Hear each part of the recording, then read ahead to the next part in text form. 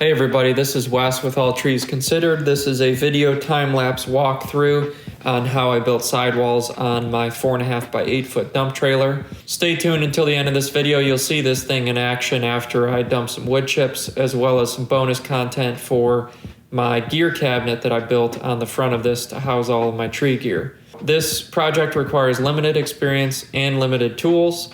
I started off by going to Home Depot and getting 4 sheets of 3/4 inch plywood and 15 pressure treated 2x4s. I had Home Depot rip those 3/4 inch pieces of plywood down to 36 inches tall and kept them at 8 foot long. So I used the total length of that and they were 36 inches tall.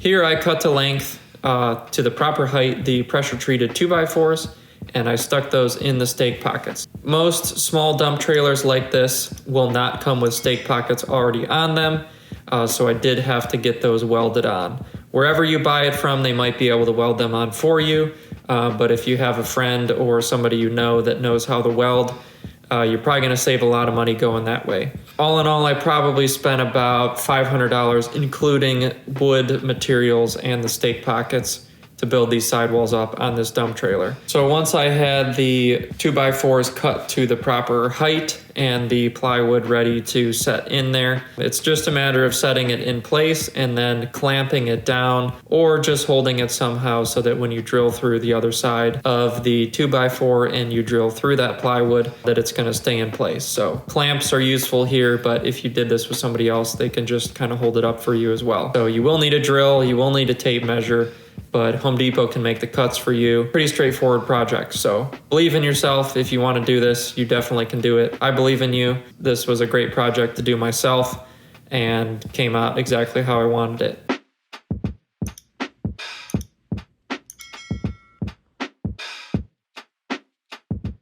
So here on the back, once I got everything finished out, made an opening for the chipper to blow into, and then I finished out the top so that when I would blow wood chips into the back, they wouldn't blow up and out of the back of the dump trailer.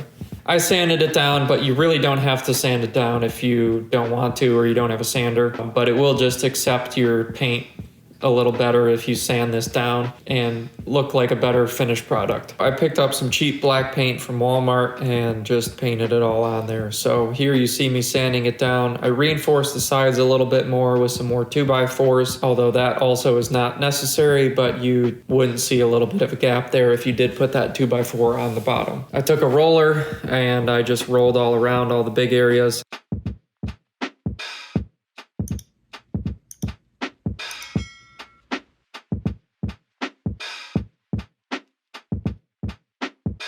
On the corners here, if you see that little red clip, that is an adjustable clamp that you can buy on Amazon. I'll leave a link to that in the description. Those worked out great for this, so I can enclose it and make everything tie together. By doing that, I was able to attach all 4 sides together so that it all holds together tightly, and it's well supported that way. Here you'll see me going around with a trim brush, clearing up all those spots that I couldn't get with the roller, and you'll see this thing in action here in a minute. Stay tuned until the end of the video. You'll see me dump a load. You'll see how this works and how easy this can be. This is bonus content here. This isn't necessary for building sidewalls up, but this is something I built to house all of my tree equipment. I put this on barn doors and so that it can swing open if I ever wanted to use the entire length of this trailer.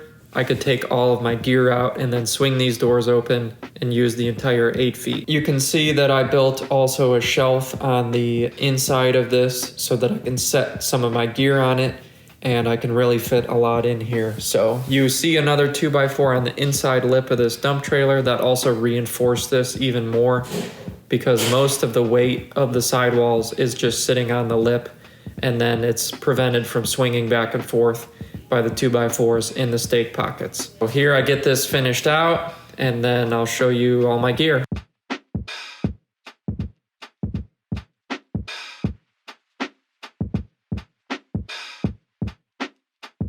I use some cheap dollar hooks to hang all my gear on. Here I fit about 90% of my tree equipment in there, and this is fully enclosed. The front door goes in here, everything's nice and snug, and even when it rains, I don't get rain in there. There's the back door when I blow chips.